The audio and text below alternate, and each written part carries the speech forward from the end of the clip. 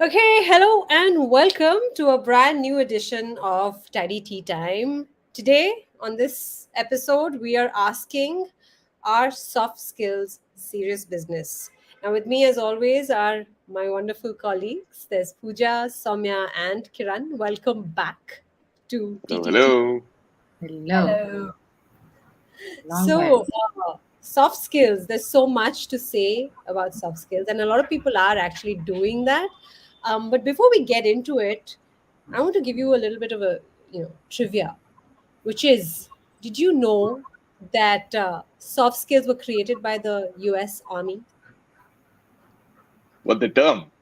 Yeah, No, Ah, nice.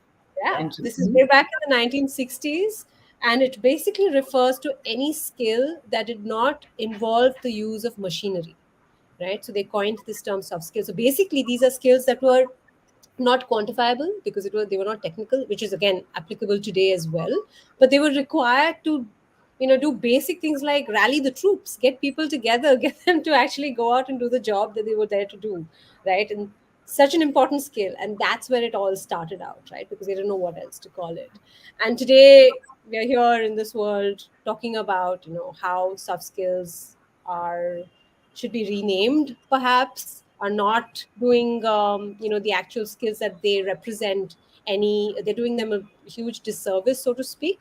What are your thoughts? Now I wanted to start off with asking each one of you, what are your thoughts on soft skills? And I'm assuming mostly it'll be positive. And I also want you to name that one soft skill you think is extremely important, for to ensure personal success and success in the workplace. Okay, good. Who wants to go first? Okay, I'll go. I think, Okay. accept it or not, soft skills influence the way we do our work, how well we do our work. So, whether we accept that part or not, we decide to deny it, that still exists. That's what I think. And to your second question, I think to me, the soft skills that's most important is awareness, self Yep. awareness. I think everything that comes under the gamut of soft skills flows from here. How aware are you about yourself, how you interact with others, and how you get your work done in like an everyday situation. So, yeah, awareness for me. Okay. Cool. Next.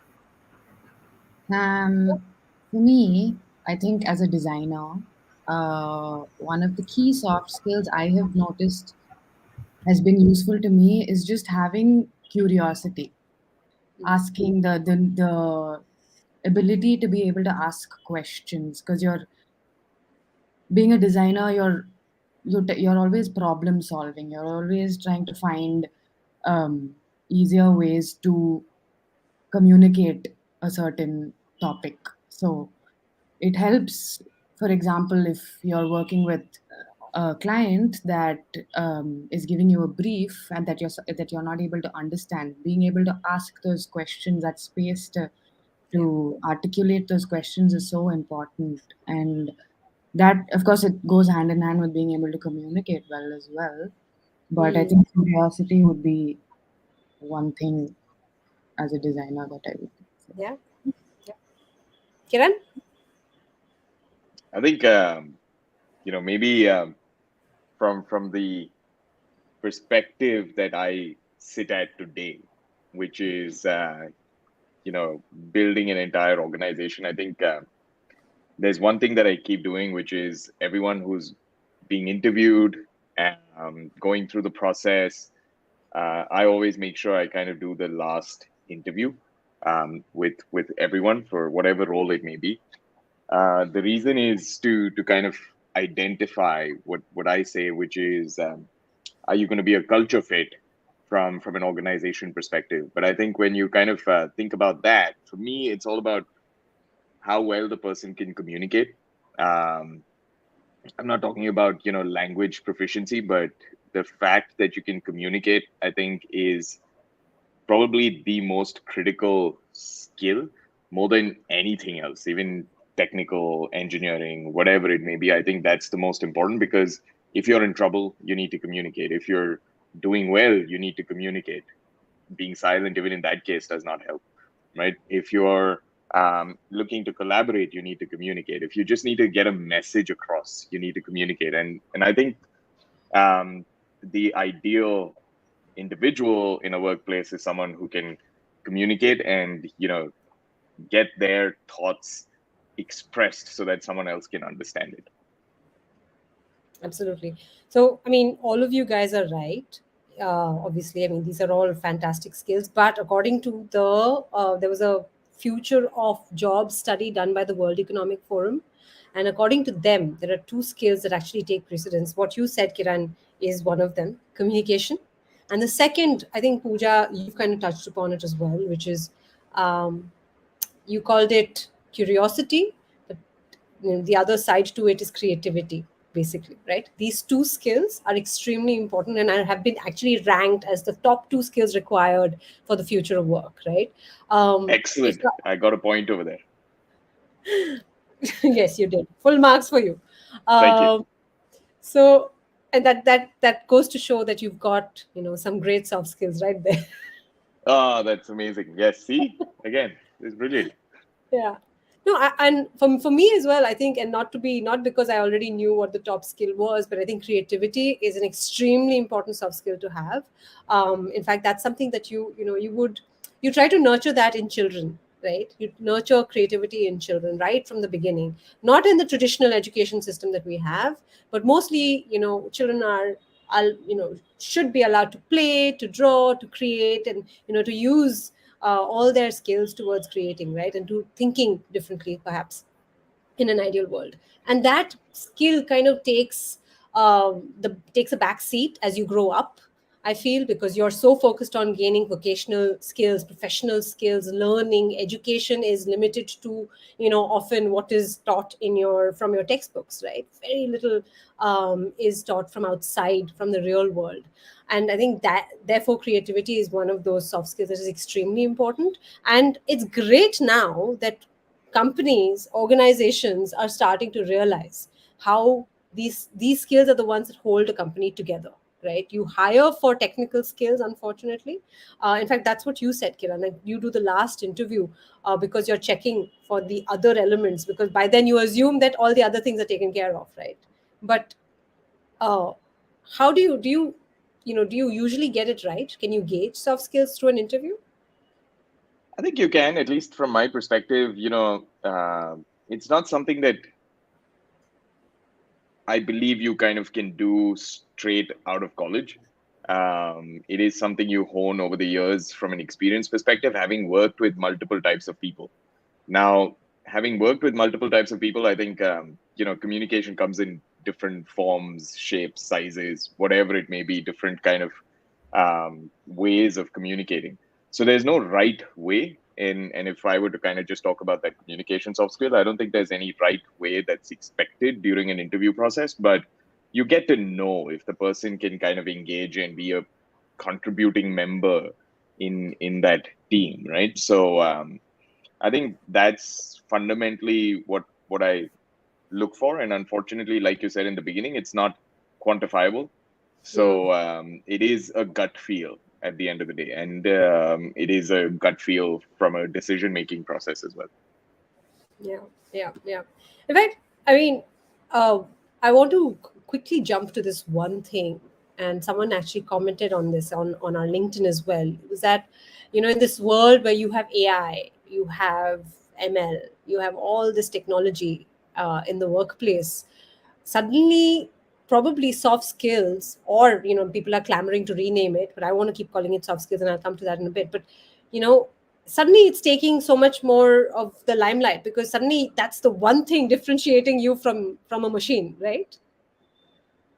Any thoughts on that? Mm,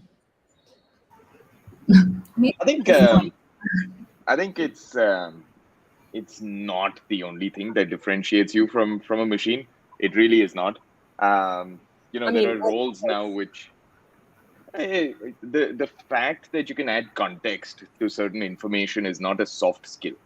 Right now, an AI model today will only spit out what it knows and make inferences from the data that you've fed it, right? But you and I, for example, today have learned through not just data but also real world experiences. Yeah. In terms of touching a fire, that's going to be a really bad thing, right? So I think the idea is you can train AI to do all of that, but it's not just soft skills that sets us apart. I mean, if it's about communication, I'm telling you, ChatGPT will get there and will be the ideal candidate that you want to hire from a Mm, communication perspective. I think mm. it's the experience which kind of adds a fourth dimension which does not exist from an AI perspective. Yeah, totally. Samya, you were saying. Not yet is what I would say. Probably AI is learning things from us. If there's bias that we show towards certain things, that's something that your AI will pick up. Everything that we are, machine learning is that. Machine learning is, it's learning what to augment what we do as humans. So maybe I wouldn't completely deny a possibility. So yeah, I think that's my stance. That you think eventually soft skills will be something that machines will also be able to demonstrate. Is that what we're saying? It can emulate a lot of what we do. Yes. So creativity, learning interpersonal skills, learning how to manage a conflict, all of these things can be learned because of the inputs that we give it. Yes. Yeah, yeah. So then You what? you actually have counseling apps already, right? Already have AI bots who kind of counsel humans. So it's obviously empathetic already. It's obviously kind of got a way to communicate and understand already. And so we're already there. So that I don't think it's a while away. I think the soft skills is already there in Yeah, AI. I think empathetic though is a very is not a word I would ever use for a machine because it requires you to feel, which right now, I mean, unless you watch some movies, um, machines don't feel yet, right? I mean, So feel is a that is, very contextual word. but If feel I is a can very real word. understand, That's what makes us human. maybe. That one thing that makes us human. We have a comment from someone from Sunshine Yen who says too many organizations focus their job description on a specific degree and or specific experience. However, what they really want is a candidate who simply has the abilities, that is, example, soft skills, etc., that will make them successful in the role. Right? Yep. Yeah. Yeah, yeah. I think that's true. I mean, for example, even when I kind of add to my sort of hiring comment earlier, when I'm looking at hiring and I do the interview, it's not necessarily um, dependent on the specific engineering skills or the technical or the functional skills. I would always give preference to someone who has better soft skills than better, functional or technical skills. So yeah, I completely agree with Sunshine. Yeah, In Yeah, I fact, think yeah, only challenge in this process is how do you quantify soft skills, right? I think that's the yeah, biggest hurdle when it comes to hiring and looking at these skills. Probably we all know, and recruiters definitely know that there's a lot of value around these skills, but how do you really quantify it when you're hiring at scale with an organization? So I think that's the biggest challenge right now. that's true. But that said, there was another study that was done by the Stanford Research Institute and the Carnegie Mellon Foundation where they found that, you know, and this is from Fortune 500 CEOs that they kind of spoke to, and they established that 75% of long-term job success can be attributed directly to soft skills. Only 25% of your success can be attributed to any other technical skills you might have. So there is some amount of 100%. I agree. qualification already happening, right? Yeah, I agree. And it's amazing that you have kind of read up so many facts for today's conversation. It's It awesome. needed So it. thank you for It that. needed Yeah, it it's because awesome. it's a topic that is so, like we said, we cannot be quantified. Yeah, It's a soft topic, to use the same word.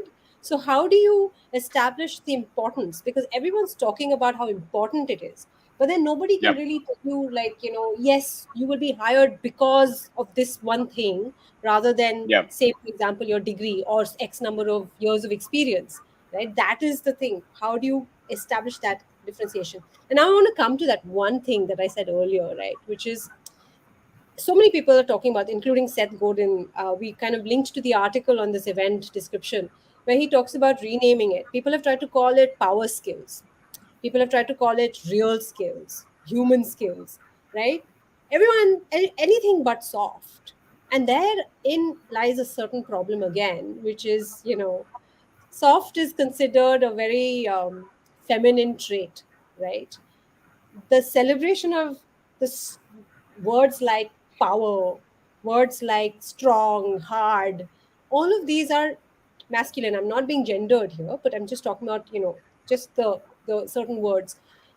It's a problem, right? Because suddenly these softer traits like being kind to somebody, being empathetic, is considered unimportant. It's weak, and that is the problem I have with it. Why rename something? Why not celebrate being soft? Maybe the world would be a better place, and this is the idealistic person in me speaking. The world might be a better place if we said yes. Let's be a little softer with each other. Why not? Well, what No, is the reason that they want to change it? because they feel like it's doing, the skills itself are being done a disservice. Because when you call something, like I said, when you call something soft, it is almost like synonymous with being weak. So these are weaker skills or unimportant skills. The whole word is not good enough to describe these skills, and so since we want to elevate them, let's call them something else. Hmm. Yeah. Okay. Yeah. I think I didn't think about this, but it's really very relevant, right? I've seen so many articles. I think a lot of people really talk about soft skills being renamed so that we give it the importance that it deserves. But why not give it the importance that it deserves with that title itself? Soft Yep. does not have to mean that it's unimportant. And like you said, Debbie, where it originated from, it if it originated from the entire US military concept, and if it just meant all those skill sets that probably didn't associate directly with the use of machines, they didn't see it that way. They didn't see it as a weaker, unimportant, or less important skill set. Somewhere along the way, it evolved into being this thing. And I think I completely agree with you. We Yeah. celebrate soft skills with that name itself.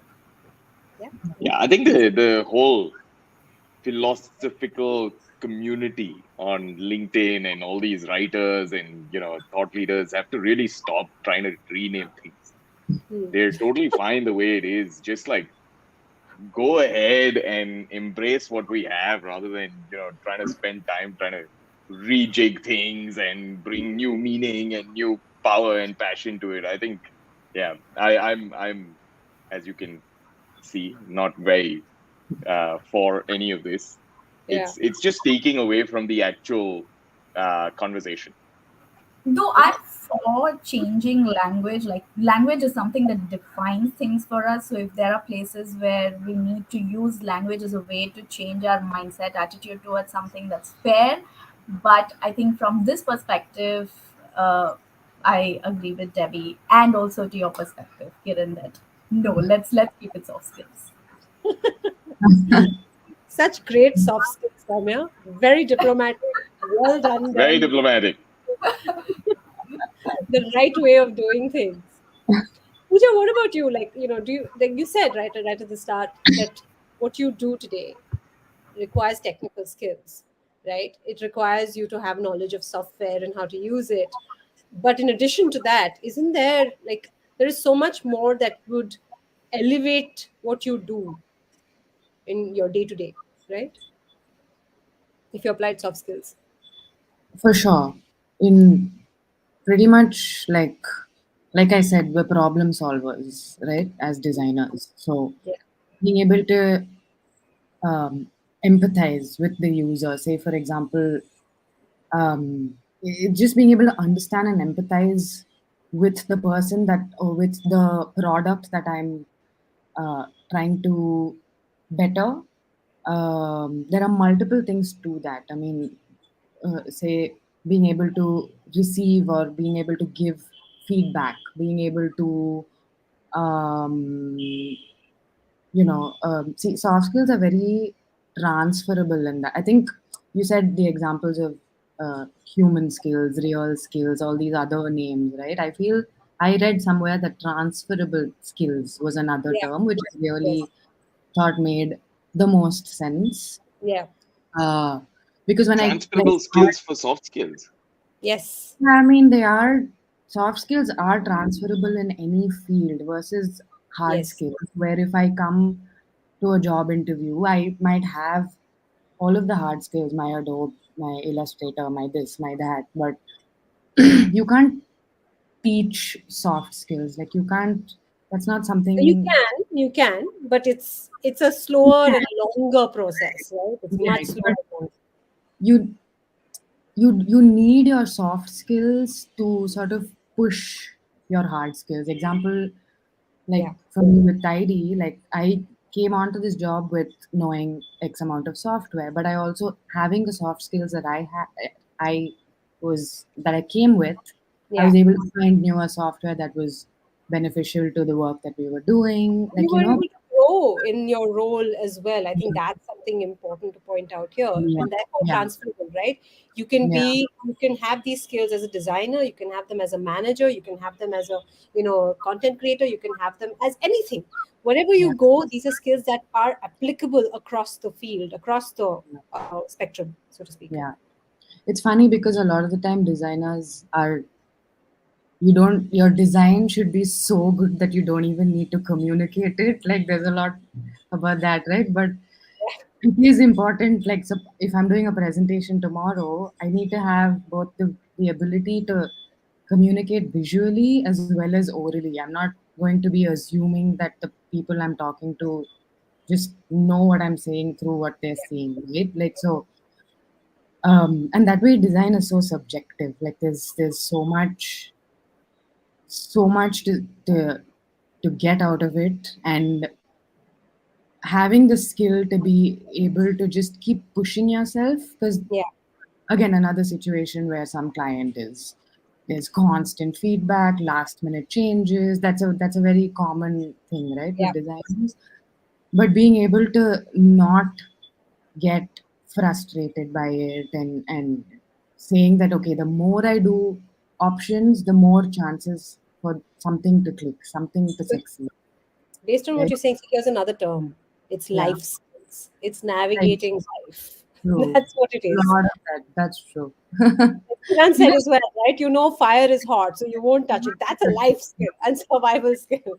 So is yeah, this in the workplace. even like in like even when you said earlier conflict, right? Being able to resolve conflict, being able to recognize the problem and then collectively collaborate as a team to find a solution. Like all of these things, not just as a designer, even as part of any team, Yeah, these are very like if you can show that you have the enthusiasm and the interest in growing, other than just having those hard skills, just having the curiosity yeah, to grow, I think is yeah, something.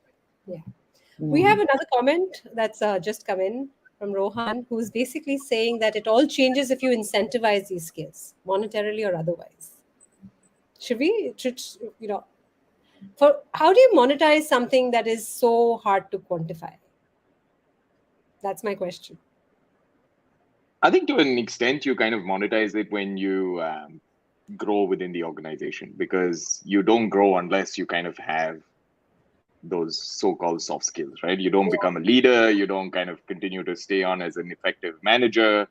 um, and so to a large extent you are already actually incentivizing these skills, because as my head of sales, I don't need the person to be the best contract negotiator. I need the person to be able to manage a team and run a team who can then start producing results, whether it is in sales or marketing or engineering or whatever it may be. So I think to a large extent, you do already do that subconsciously, where you're monetizing with monetizing the skill. yeah, yeah. But But I'm wondering, Kiran, to your point as well, in organizations when there's your regular appraisal systems that happen, and the promotions happen based on those appraisals, are we really assessing people for these qualities when you're promoting them to the manager level? Yeah, Does it get equal importance or not? or is no, it about 100% it HR? does. No, it doesn't. Like, for example, someone who's going to become an engineering manager is not going to be promoted because their code was 5% better than someone else's code. That person needs to, like the army, like the US Army, needs to inspire the team to go out and do stuff, build new things, deliver to the customers. And to a large extent, a lot of performance management systems actually make you quantify it. Now, the problem is Yes. that quantification is also very subjective. It Yeah. is my view of how I see the person. If we ignore that for a minute, it is still those skills that are going to be quantified. Why do people kind of go into leadership fast tracks? That's because they have a certain specific set of skills, which are not necessarily functional skills. They do have that, that's a prerequisite. But the reason they go into that fast track is because they're seen as someone who can go and inspire teams, who can go and build and grow the team, and build more from there. So yeah, to your point, performance systems already kind of quantified, but the quantification is subjective. Yeah. In fact, something else I was wondering about is, when we talk about soft skills, right? As a new hire coming into the workplace, you are required to have some of them, right? Like Pooja, you pointed out, like the ability to, seek feedback, deal with feedback, work on that feedback, ability to articulate what's happening with you, ask questions, ask for help. All of that is important. But these soft skills kind of change as you evolve. So I'm wondering, right? Like, are they more important as you grow and become a leader, or are they more important when you start out? Are they equally important? Is that variable across your entire life cycle as an employee? I think so, but I'll let the others answer. Samya? Yeah, I think so too. Like your entire communication skills and all of that comes into play more, of course, when you move up the ladder within an organization and with your experience, right? You can't expect someone to come with that kind of skill sets, because this is also something that you learn along the way, that you can be coached to mentor to kind of develop as well. So if you're going to assess someone who is just joining in right out of college to have an advanced evolved communication skill set or uh, creativity, I think that's the creativity would be another case. I don't think creativity is something that might necessarily change with your evolution. I feel like as you evolve in an organization, when you're in a structure, there is all the more possibility that your creativity gets constrained. But yes, for the most part, I think a lot of our skill sets, which are called soft, I think they evolve along the way with experiences within the work world and outside as well. So let me ruffle some feathers. If we all remember, there was a Tidy Tea Time where we talked about the importance of an MBA and, whether it was work Qualifications, yeah. experience or qualifications. And Mm. Soumya, you were very adamant in saying that qualifications were probably equally important to someone who had instead worked those 2 years or 3 years in the workplace. But what you just said right now is a little counter to that. Is it? But I think the It is. experiences, let me go back. The experiences that you get from a good education from a good Mm-hmm. institute brings a certain amount of training around. The exposure that comes with that kind of education also trains you on these skill sets. Am I getting that right, or am I still contradicting myself On somewhere? on I think so. I think so because if we're talking about soft skills, you're getting it more like, and you said it just now, that you're getting it more at the workplace because you're kind of going through those experiences and working with people and having to collaborate and do whatever else it may be. But when you're sitting in a classroom, you're getting a lot of functional knowledge. But that's, and I did touch upon this as well, and that's where our education system, and I think we discussed this last time as well, our education system therefore is failing us, and we need that to change, Hmm. because soft skills have to be Yep. taught right from the beginning, not something you just pick up in the workplace. Yep. Obviously you enhance, it's like you said that, right? It's life experience over your entire life, not just at that point at 20 something when you start working, right? And in fact, that's something that is a real problem in today's world, where a lot of your new hires, your graduates, are coming into the workforce lacking these skills. They do not have these Yep. skills, which is why organizations are spending so much money on just teaching them basics, how to talk to people, how to present yourself, how to communicate, how to these are basic things that are that we have to teach. And I'm Yep. glad it's being done. I'm glad it's being done because we are creating a better work environment, making work a better place for everybody. But yeah, I mean, I think both of you were kind of right that So Yeah, so I think till that also happens, it's preferable to kind of have work experience than qualification. different topic. Not allowed. I'm not allowing it. also the interesting part is right where you start working is also where you start experiencing life on your own as an independent person. You're making decisions on your own, Yeah. you're trying to earn for yourself, so there are a lot of elements that are working out simultaneously there that's contributing to your entire soft skills. So yes, qualification part, I think until that point from a life perspective also we are in a very protected shielded environment, we have a lot of support around Yeah. us. Yeah. So I'm going to wrap up. Any last words from anyone? No? Okay, great. So then basically we are kind of arriving at that final juncture where we, decide, like, is it really serious business? Yes, it is extremely serious business, and I'm glad many organizations are starting to realize that. People are starting to realize that, the very fact that we are putting so much emphasis on employee experience today also kind of is connected to this very fact, right? You want to make every moment better, which means you're talking about that human connection, relationship building, belonging, all of those things that are connected to soft skills at the end of the day, how we talk to each other, how we treat each other as human beings. So yes, soft skills, very, very serious business. I really love today's conversation. Do join us again next Thursday. We have a debate. We did take a break this time, rather long one, but we'll be back next Thursday with a new topic. Send us your ideas if you have any. We're always looking for new things to discuss and debate here between the four of us. Thank you so much, everyone, for joining us. Until next time, it's goodbye. Thank Bye you. bye.